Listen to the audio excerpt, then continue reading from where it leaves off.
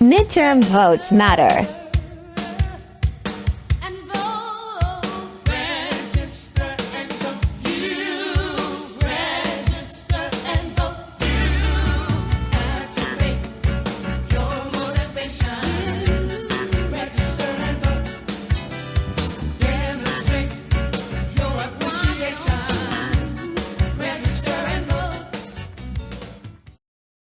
Hello, and welcome to the 2022 Good Trouble Voting Rights Podcast, sponsored by Black Women for Positive Change, featuring host Dr. Georgia Dunston and co-host Dr. Stephanie Myers. Ladies, take it away.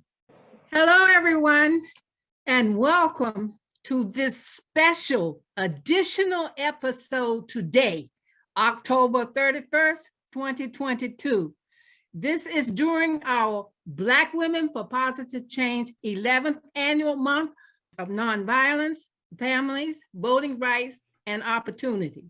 Today's special episode provides an opportunity for us to discuss the intergenerational importance of why midterm votes matter. We are extremely delighted to welcome to our microphone two dynamic women voices to tell us about why midterm votes matter from the perspective and impact of voting on seniors and Gen Zs.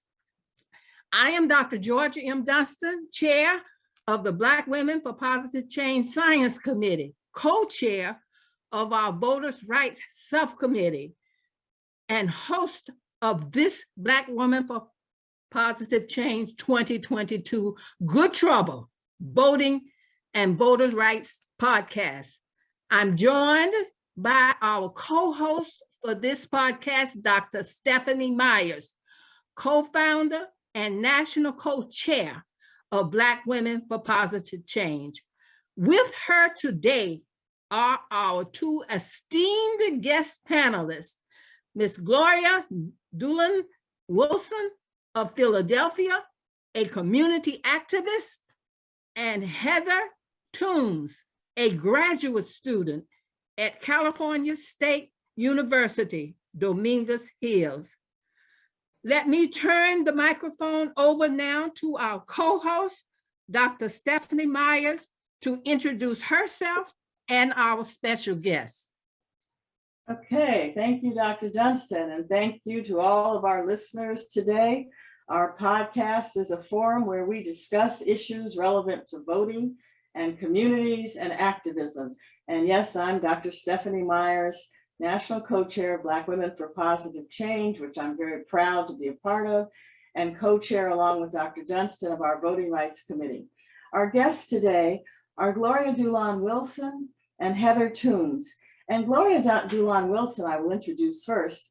She's a native of Oklahoma, and she is a true community activist. She started at the age of 10 years old in the NAACP Youth Council, and she participated in sit-ins in Oklahoma City to integrate services in that city. And as a young woman, before she could even vote, she was helping to register people to vote after the Voting Rights Act. She has lived in New York City, and now she lives in Philadelphia, where she works to make sure that the seniors, as well as the non-seniors, are registered and participating in their right to vote. She graduated from Lincoln University in Pennsylvania and has her master's in guidance and counseling. And in the contemporary world, she owns a blog called Eclectically Black News. Eclectically Black News. So she stays on top of issues. Our second guest is Heather Toomes. And we met Heather recently because she participated in the Youth Summit, the GenZ Summit, as we call it, that University of California at Cal State University at Dominguez Hills, Cal State University at Dominguez Hills was the coordinator for. Heather is a graduate student at Dominguez Hills, which happens to be my alma mater. She's in the Negotiation, Conflict Resolution, and Peacebuilding program. Heather has her associates in sociology, her bachelor's from Dominguez, and she's aspiring to be a lawyer. She works full-time, goes to school, and appreciates support from her counselors, her family, elders, and from God. So welcome, Gloria Dulan Wilson and Heather Toomes. We're glad to have you with us today. And we're going to talk about what in the heck is going on with this voting. This is the craziest election, the midterms. We look at all the things that are going on, all the anger in the country. And so we really want to get your perspective about what you think is going on. And Heather, I'm going to start with a question for you. Fewer than 50% of the Gen Zs voted in 2020. Fewer than 50%. Why do you think the Gen Zs are turned off to politics? Why aren't they voting in larger numbers? What's going on? Okay, so to be frank, honestly, they feel like it doesn't make a difference. You know, that's a narrative that has kind of been going around. And even just recently, when I knew that I was going to be on here, I'm like, okay, I know the general consensus, but let me just, ask and get some fresh perspectives. But it's the same. I ask everyone from my 12-year-old niece to my colleagues, and it's just a consensus that it doesn't matter. And that people, in this day and age, and Gloria was talking about it, they want everything instant. And that resonated because it's true. So what they feel is like, so if I vote for them, what is it going to do for me? And as unfortunate as it is, that's the mindset. They feel like it is no direct result or won't make a change in their life personally. So for them, it's just like, why should I do it? It's not going to affect my everyday life. Although these things, they do affect everyday life, but to them, everything is instant. And if they're doing it now, they want instant output. And that's the mindset. Okay. Well, now I want Gloria Dulan Wilson, who started as an activist at 10 years old and was out registering voters before she could vote. What's your perspective on this, Ms. Wilson? How do you see this? Why do you think that you could be active as a teenager out there in the community, but the young people today aren't? What's the difference? Well, actually, the difference is the fact of who we're filtering our information through and who we're filtering our information from. I heard something the other day about the fact that America has become ageist, and so that the lack of respect and the lack of continuity in terms of communication from the elders through the younger generations, which is interesting because I can remember when I was a younger generation dealing with the people who came before me. There has been a systematic disinformation in education and in the culture to put that schism between adults and youth. I mean, even down to the fact that we now have ourselves segmented into categories like seniors, Gen Zs, and all the other things in between. Mm-hmm.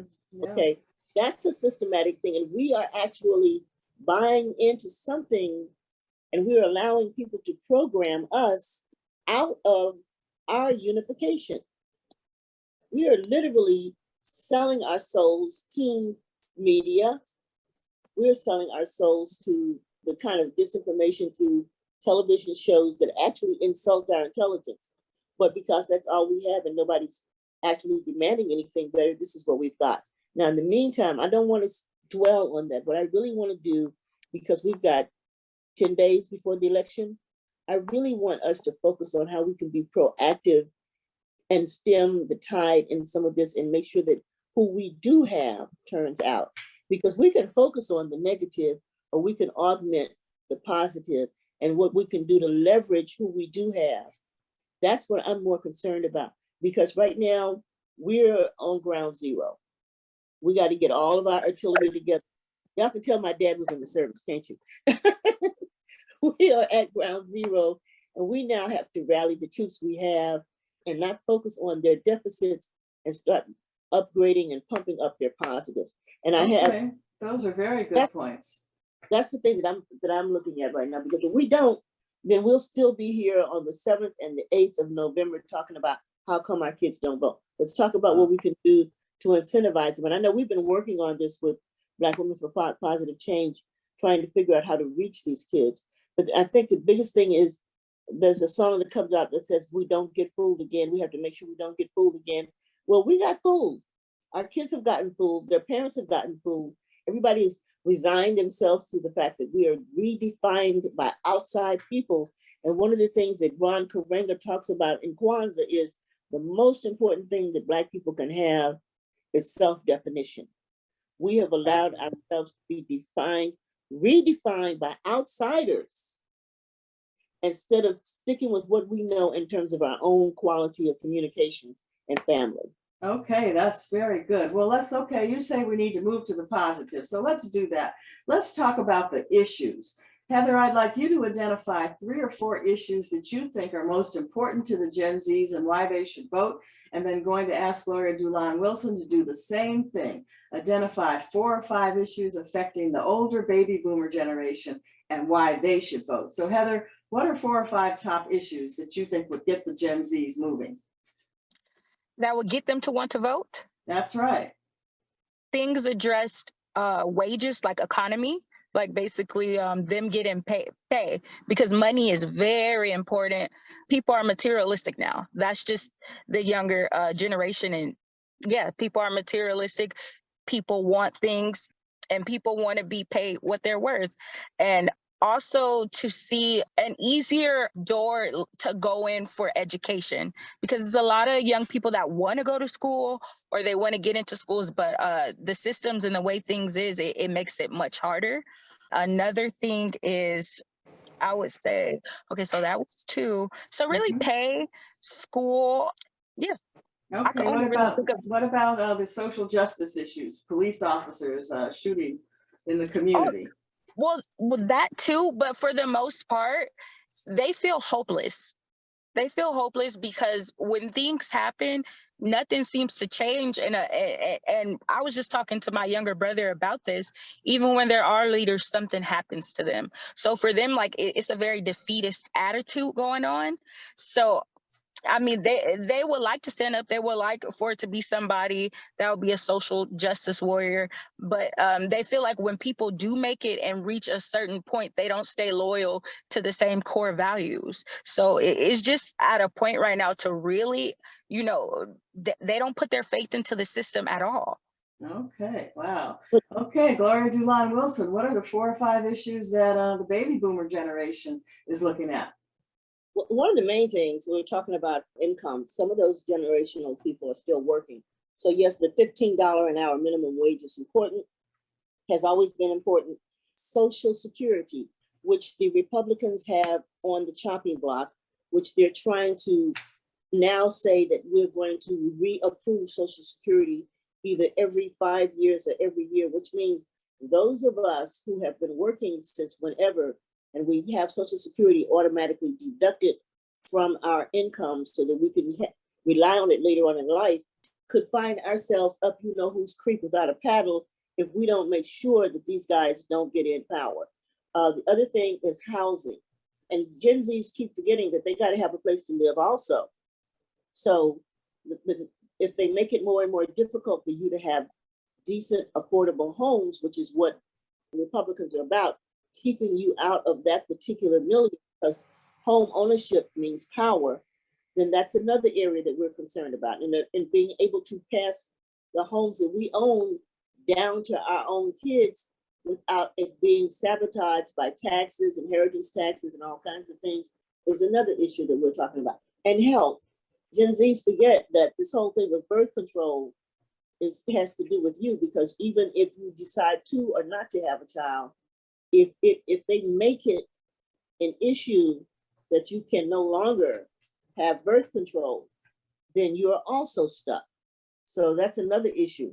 And also going forward, Social Security almost precludes most seniors who are still viable from being able to have part-time jobs or things like that where they have a certain amount of income coming in. So you got a whole quality of life situation that we're concerned about.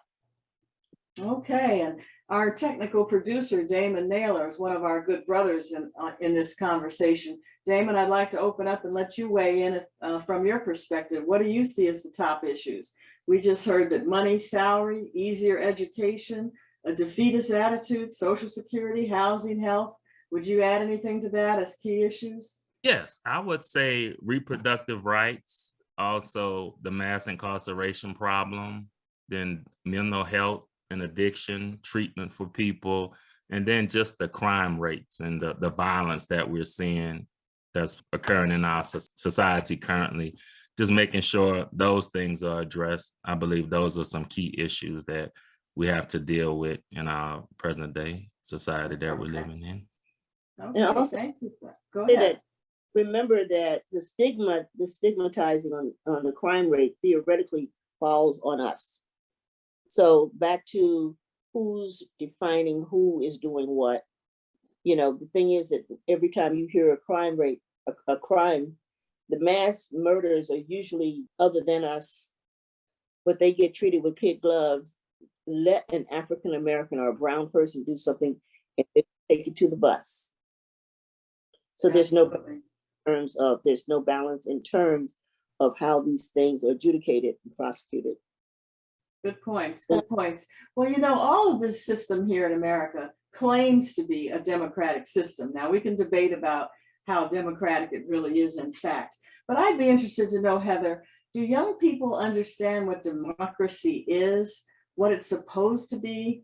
Do you find that your friends and colleagues relate to wanting to protect democracy? And then we're going to ask Gloria Dulan Wilson to answer the same question from her perspective. But Heather, give us an idea of what is democracy to you and to your generation? Well, to my generation, to be honest with you, they know very little about politics, like you wouldn't believe. Very little about it, very little about how the system works. And when it comes to voting and things like that, another common theme that goes around is they think that their votes don't matter even when they do vote. It's so, what is that? Yeah, they think that when they vote, our votes don't actually count, and that whoever the system wants to win, that they will win. So that's just, if you speak to them directly, they probably won't always tell you that, because, you know, just, it's like with code switching. It's certain things that you will say amongst your friends that you won't say amongst your elders or amongst leaders. But when you get behind closed doors, they just, when you say democracy, they don't know what any of that means. And then if you take it further and you just go directly to just voting, they feel like, oh, well, our votes don't count. They pick who they want anyway. So even to expound on that topic is just like, it's not even an option most times when you're talking to them about it, because you get cut short. Because they feel like I said before, that it doesn't matter in everyday life to them. It is very nearsighted. Our generation is very nearsighted. They don't really see past now. They don't understand the ramifications and the impact of everything that they do, or when they don't participate, they don't understand. They don't understand the importance of it at all. And I'm just being honest. Gloria Dulan Wilson, is democracy important? Do the boomers feel it's important? Absolutely. That's why we fight so hard. But Heather, I got a question for you, just very, very briefly. When you were in school, when you were in say, let's say middle school and high school, did you guys have any classes on civics and American history and how this got to be what it was? Honest, I would speak to my parents about that. We did. They covered it briefly, but I'm going to be honest with you. When you leave out of school, you don't leave out knowing pretty much of anything. They didn't really teach us cursive like that. We don't even have a righteous signature. So it bare minimum. Oh, that's back to something that I spoke to another member of the organization about, Stephanie, that we may need to talk about later. And that is that we really need to have and take back our right and responsibility to educate our youth the way the Jews do with their yeshivas and the way a lot of other people do who have cultures that are here. Because our kids are being not only miseducated, they're being diseducated so that the stuff that they used to know, they're not even getting anymore. But yeah, they're not getting it. They're not, because I can remember when we used to have mock juries, when we used to have how to vote in classes, not even because we didn't have the right to vote at the time, but we would actually teach how to vote in class so that, you elected this for your class, and you elected somebody for certain things. There are certain things specifically about the Constitution of the United States of America that we had to study and do tests on and things like that. I seriously doubt if she got any of that. So therefore, these kids have been totally disenfranchised academically in terms of what their rights are as an American citizen. But the thing, Heather, I want to say to you is that if they were able to choose who they wanted anyway after an election, Donald Trump would have still been president. Yeah. So you can see the truth, and you need to say that to your friends. The reason he and his stormtroopers tried to overthrow the government by storming into the Capitol on January 6, 2021, is because we won. And we turned him around to let him know that we were not going to continue to allow the kind of violence and things like that that they were engendering to go forward, which is why this 2022 election is extremely important, because if we don't make sure that we maintain and expand the plurality in both the House of Representatives and the Senate, everything that has been done will be undone. And not only will you not be able to complete what you're doing in your school, unless of course you got big bucks, but most of the other kids that are now being able to move forward will also find themselves losing ground. President Biden just passed a bill to help make sure that tuitions are paid for, and so that tuition debt is reduced. He's also passed a bill in reference to making sure that there's access to college for those kids who had difficulty getting in before. There are so many things that are on the chopping block that these people want to get rid of, that anybody who's sitting on the sidelines saying that they vote don't count has to understand your vote counts, and not voting also means that you're actually voting for the enemy. Now, Gloria, you mentioned plurality. Gloria, just take a minute and explain what plurality means and why that's important in the Congress. Okay. Right now, it's always the majority rules. Majority rules in a situation like this, in Congress, if you have 50-50, that means that 90% of the time you're going to run into problems getting legislation that's beneficial to Americans, whether they're African American, Latino American, or anybody else. Then you're going to have a problem with the opposition who is really trying to line their own pockets, which is what Trump is about. I hate to be partisan, I'm sorry. Let me leave that out of there. But so when you say plurality, the majority of the people who vote matters a lot. And if the majority of the people who vote in this election turn out to be Democrats, which is what I am, I'll be honest about that, it means that the programs and the policies that are being put in place to actually expand everything from minimum wage being increased to actually looking at and reducing the cost of going to college and things like that will continue to be done. But you got to make sure that we have enough people in there to vote in favor of what benefits you. If you don't, then the people who are in there, if the majority become the people who don't want you to have this, you're going to lose across the board. Okay, I think Heather wants to jump in here. Come on, Heather. Yeah, no, and I would like to say, first of all, before I even kind of take it back to there, like I appreciate the generations that came before me that have been kind of standing in the gap while we gather our bearings, essentially. But the truth is, like, it is a breakdown, but first of all, it's layers to this. But yeah, it is a breakdown so far as schooling and what we're taught.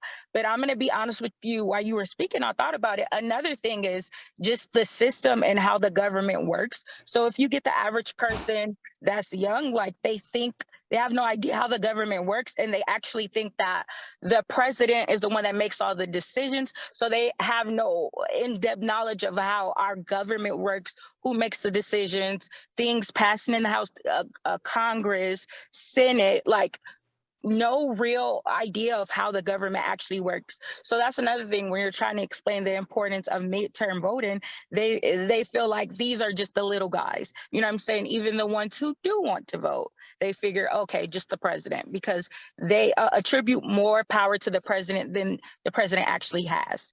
When it comes to that, it's a matter of us being more educated and people actually wanting the education, because some of the things that I actually do know is because I wanted to know it. I had to go find it. But it pained me, the fact that I did have to go find it. I felt like, okay, these things should be taught and taught in detail and not just covered briefly. because these things, these everyday things that are important, we don't know them for the most part. We don't know. And that's Okay, back to what, let's give Dr. Dunston just a chance. Did you want to make a comment in this conversation, Dr. Dunston? I just find the discussion very interesting. Yes, I would just want to put in another aspect as we look at the intergenerational perspectives here. We often say that voting rights is the new civil rights.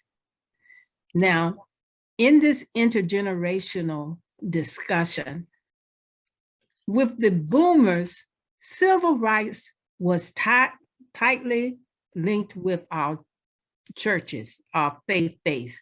And the churches were also responsible for educating and informing our young people. And it was our churches that had our young people engaged in the rights issue. But today I would like our speakers, both Gloria and Heather, the role of the church in civil rights versus the role of the church in voting rights. How, especially young people, please, Heather, comment. Is there a breakdown of young people with the church as a group? And to what extent are we missing an educational role that the church has played in civil rights that is contributing to lack of information and engagement of young people in voting rights? Oh, of course it is. And that's why I said it's layers. But yes, it all starts, it's the breakdown of faith, the breakdown of family, it's multiple factors. So yes, a lot of young people nowadays they don't tend to want to be churchgoers. They have less respect sometimes for elders. And it's all about, and this sounds really childish, but it's all about, if you don't have no money, then I don't need to be listening to you. I need to be listening to somebody that's going to teach me how to get rich. So like I said before, very nearsighted. So when it comes to faith, a lot of people, they feel like, well, that's not going to get me rich. How is that going to get me money? How is that going to make me successful? Our elders have been doing that for years and it hasn't gotten us anywhere. So that's the mindset that we've seen elders do this. We've seen elders break their back, but where has it gotten us? When they're not taking into account that things were a lot worse before. So that's the thing. They feel like, well, they did all this. They marched, they went to church, but we're still in the spot that we are now behind, the other groups of people economically and socially. So that's the mindset. It's like they feel like if it didn't get you guys anywhere, why would it get us somewhere? Not necessarily really being grateful for what has already been done. Okay, Gloria. that's still back to diseducation. And I'm going to tell you something. I was, the one thing you forgot to say on my bio is that I was blessed to have been raised in an all-Black community, gone to an all-Black school with all-Black teachers in an era that we knew who we were, and we were taught chapter and verse without the animosity. By the way, it was not a religious situation. When I was in Oklahoma sitting in, those were my teachers that were teaching that. We actually got time out from class to participate in sit-ins because they felt that it was something that we needed to be empowering ourselves with in terms of our own self-liberation. But Heather, here's the thing. In this country, not just Black, but this country has backed away from giving the kind of education that used to be had, where you knew how the government worked, you knew what the president was, you knew that this was a triumvirate, where you had the administration, which is the president, the legislation, which is the House and the Senate, and the judicial, which is the Supreme Court. All of a sudden, you guys don't know this because they pulled it out of your education deliberately, not just you, but on the other side of the line as well. This has been done deliberately, where the where the Department of Education has systematically been dumbed down. So that goes out to all the school systems across the board. And so you don't have it because you were never taught it. I was taught it. Stephanie was taught it. Dr. Dunston was taught it. I don't know about Damon because he's relatively young, but I know we're doing this to talk about the problems, but I also want to talk about those people that you do have that are in your sphere of influence who are registered to vote. I would strongly suggest that you guys have a vote party and everybody go in one big group, make sure you all vote at the same time and then have a celebration. Because I don't want us to just focus on what can't be done, because the more we focus on that, then it becomes a disincentive for people to try. The reason we were able to do what we were able to do is because we had people who said, regardless of how bad it looks, you got to keep on pushing. That's what that song is about, from the Impressions. Keep on pushing, you don't stop, you keep going, regardless of what they're saying, regardless of the negativity, regardless of the hostility. It may not have gotten us everything, but you wouldn't even be where you are now if we had decided to throw our hands up. Of course. And therefore, the message Okay, good that point. you guys is that, yeah, maybe we didn't get the brass ring this time, but if we don't keep trying, we won't get a dadgum thing. So that's what this is about. Now let's let Damon weigh in here, because Damon happens to be a minister. Damon, what do you see about the role of the church right now with the young folks and all of that? Well, I kind of agree with what Heather was saying. This generation, even with the statistics, are not really church goers. There's a decline in church attendance. And so, of course, if you have less people, and especially young people in the house of God, then it's kind of hard to bring the awareness and share the information regarding voting and democratic engagement. And that's one of the main things we're seeing. But kind of being in the middle, looking at both generations, the baby boomers and then the Generation Z, with you guys, you endured the height of racism, the Klan, the segregation, Jim Crow, and all of that. So you have a different point of reference in that you've seen how politics work. So the younger generation really hadn't had that. One of the major things that happened, of course, was 9/11 and then a pandemic. But outside of that, it's not been a whole bunch of things. And of course, we know the police brutality and stuff like that, but some just major, to whereas we see, they're able to see how politics and my vote and my voice works and changes things. That's why it's a disconnect, and it's kind of hard for them to really fully understand it and grasp it. Yeah. Okay, well, we're coming to the end of our program, and I'm going to hand things back to Dr. Dunston. But Heather, would you and Gloria please make some closing remarks to capture the points you want to make before we wrap up? I mean, with the state of how things are, if I could say anything, I would say that right now, people, regardless of whether it's intentional by the system, which I believe that it is, the younger generation is lulled to sleep. They're in a sleep right now, and it's going to take hard work to pull them out the matrix. They need to get pulled out because they're in a state of being asleep and they don't even know it. They don't even know it. Okay, so the whole thing with women's rights to their bodies and things like that did not have an impact on your generation? Women in their bodies? Yeah, the whole thing with the fact that birth control, abortions, the right to choose, all of that has to do with the woman's right to choose and a woman's right to decide what she wants to do for her own body. That had no impact on your generation whatsoever? Oh, yeah, of course it did. But for the most part, my network, most of the young women I know, since I'm from California, they're from out here. So they feel like, oh, nothing like that. I mean, of course, it's a snobbish way of thinking, but they feel like, oh, well, that ain't going to ever happen to us, because of the history of the laws of our state when it comes to stuff like that. So they don't necessarily maybe feel it the way young women in other states feel. They feel like this new situation that's going on with that, it's not a threat to them. They feel like our stuff is going to remain liberal. So they feel like their rights are protected for now. So they don't feel any such a sense of urgency about it. No. All right, let me go forward with what Stephanie had said. Stephanie, I'm going to talk about what we can do as seniors, because right now my focus is on making sure that the seniors here in Philadelphia and Pennsylvania get to the polls. And one of the things that I was looking at, because I was helping register people this past Monday, is the fact that most of the polls have been moved to different locations. And so what I'm now trying to do with the League of Women Voters and other organizations is, number one, making sure that everybody who wants to vote in person knows where to go.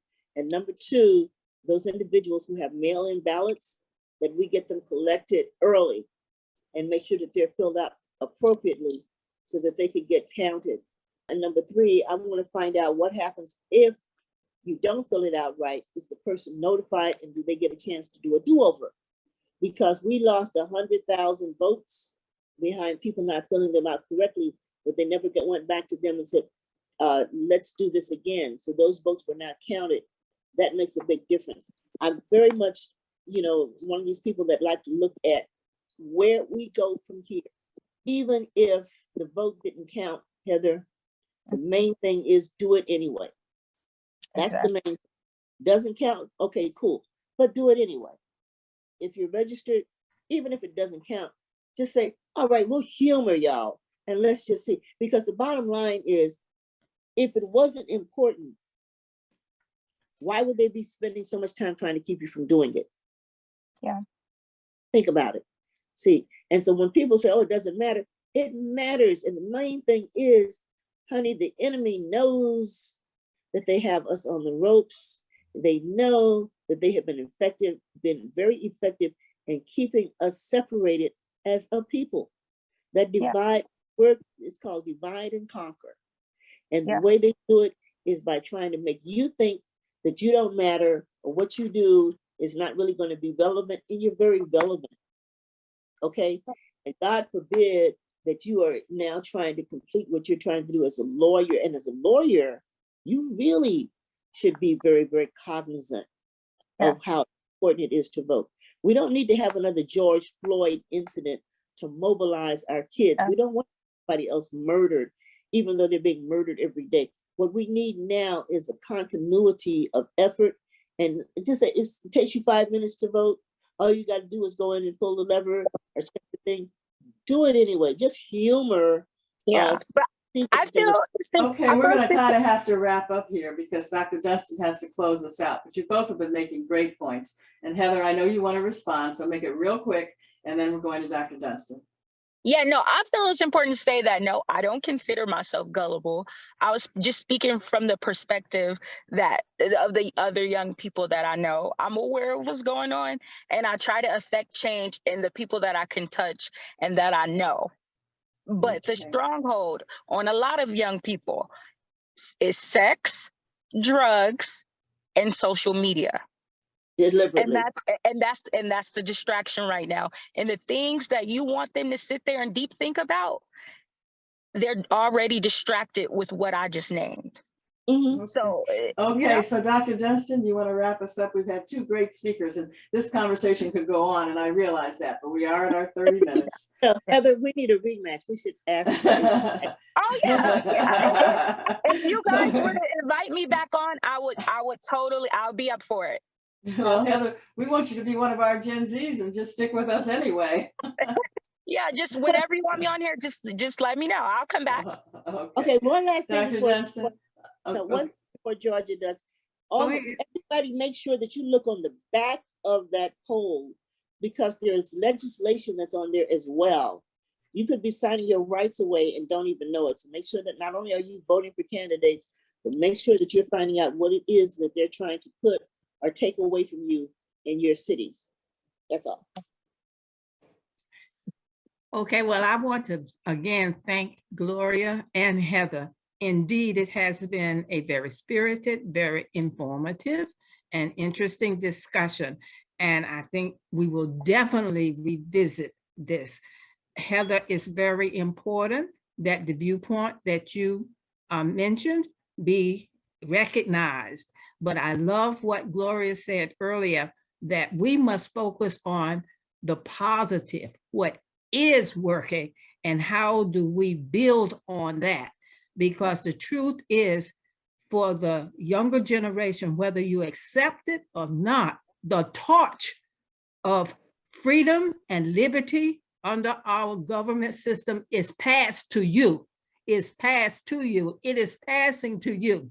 So my closing comments would be the word that I heard related in each person's conversation, and that's that of communication. And our podcast producer, Damon, has been very instrumental in us bringing in this podcast so that we can use social media as an avenue for communication.